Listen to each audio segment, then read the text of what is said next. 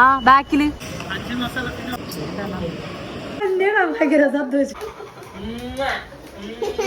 ഇന്ന് നാദുവിന്റെ ഉമ്മി ദുബായിൽ നിന്ന് വരണേണ്ട 2-3 നേരം എന്നോട് ചോദിച്ചിട്ടുണ്ടായിരുന്നു ഉമ്മി എവിടെയാണെന്നൊക്കെ. അപ്പൊ ഉമ്മി ദുബായിലായിരുന്നു ഒരു വർഷമായിട്ട്.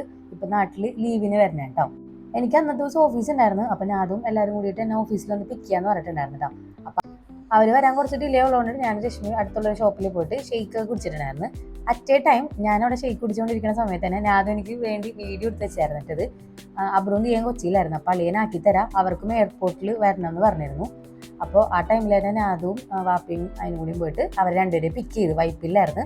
പിക്ക് ചെയ്തിട്ട് നേരെ എടപ്പള്ളി വന്നു. എടപ്പള്ളി വന്നിട്ട് എന്നെയും പിക്ക് ചെയ്തിട്ട് ഞങ്ങളെല്ലാവരും കൂടി ഒരുമിച്ചാണ് എയർപോർട്ടിൽ പോയത്. എല്ലാവർക്കും മനസ്സിലായിട്ടെന്ന് വിചാരിക്കുന്നു.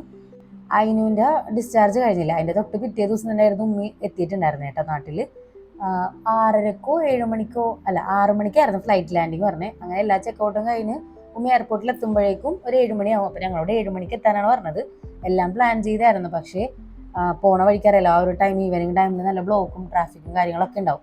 അതുകൊണ്ട് തന്നെ കുറച്ച് ലേറ്റ് ആയിട്ടുണ്ടായിരുന്നു. അപ്പോൾ ഉമ്മി അവിടെ നിന്ന് അടുത്തുള്ള ആരുടെയോ കയ്യിൽ നിന്ന് ഫോണൊക്കെ വാങ്ങിച്ച് ഞങ്ങൾ വിളിച്ചിട്ടുണ്ടായിരുന്നു കേട്ടോ, എവിടെ എത്തിയെന്നൊക്കെ ചോദിച്ചിട്ട്.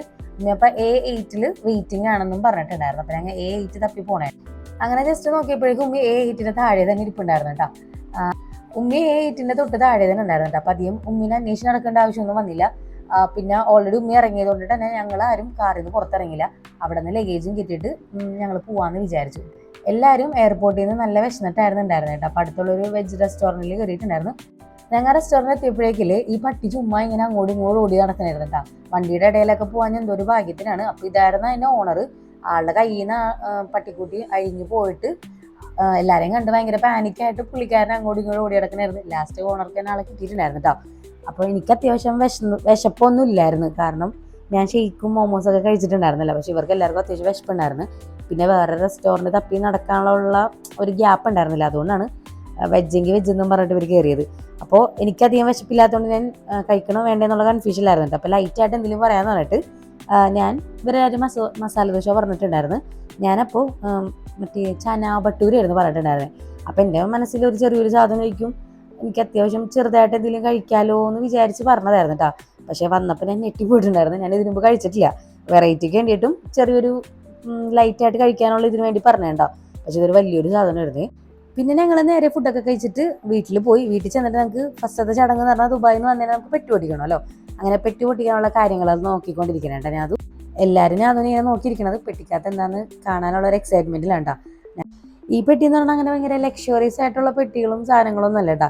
ഇവിടെ പിള്ളേർക്കൊക്കെ വേണ്ടിയിട്ട് ഉമ്മി കൊണ്ടുവന്ന കുറച്ച് സാധനങ്ങളും കാര്യങ്ങളൊക്കെ ആയിരുന്നു കേട്ടോ. ഇതാണ് ഓണർ. ആണോ? സഞ്ജീർ യൂസഫ് അലി ഓണറിനല്ലേ? അങ്ങനെ പെട്ടിയൊക്കെ തുറന്നിട്ട് എല്ലാവരും ഭയങ്കര വെയിറ്റ് ചെയ്യായിരുന്നു എന്താണെന്ന് കാണാൻ വേണ്ടിയിട്ട്. ഫസ്റ്റ് പെട്ടി പൊട്ടിച്ച ഉടനെ എനിക്ക് ഉമ്മി ഒരു ബാഗ് കൊണ്ടുവന്നിട്ടുണ്ടായിരുന്നു. ഇത് അടിപൊളി ബാഗ് ഉണ്ടെങ്കിൽ ഭയങ്കര ഇഷ്ടമായി.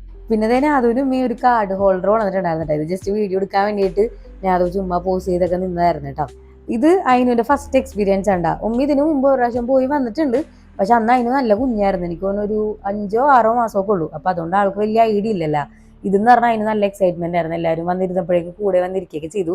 പിന്നെ സാധനങ്ങൾ ഓരോന്നൊക്കെ ഇത്തിരി സ്പെഷ്യലായിട്ടുള്ള സംഭവങ്ങളൊക്കെ കാണുകയൊക്കെ ചെയ്യാമല്ലോ. അങ്ങനെ അതിന് ഈ ഒരു ക്ലിപ്പ് കൊണ്ടുവന്നിട്ടുണ്ടായിരുന്നു. ഫുൾ അപ്പം തന്നെ തലയിലൊക്കെ കുത്തി കൊടുത്തിട്ടുണ്ടായിരുന്നു.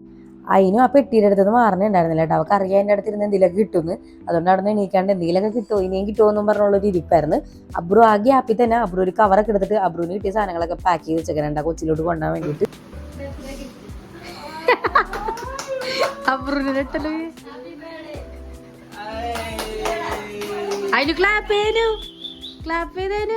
ഉമ്മി വന്നത് 15-ാം തീയതി ആയിരുന്നു. 20-ാം തീയതി അബ്രുവിന്റെ ബർത്ത്ഡേ ആണ്. അപ്പൊ അതുകൊണ്ടിട്ട് ഉമ്മി ദുബായിൽ നിന്ന് അബ്രുവിന് ബർത്ത്ഡേക്ക് കൊണ്ടുവന്നൊരു ഗിഫ്റ്റ് ആയിരുന്നു. അപ്പൊ അത് കണ്ടതിന്റെ ഒരു എക്സ്പ്രഷൻ ആയിരുന്നു കേട്ടോ. അബ്രുവിന്റെ വാച്ചായിരുന്നു.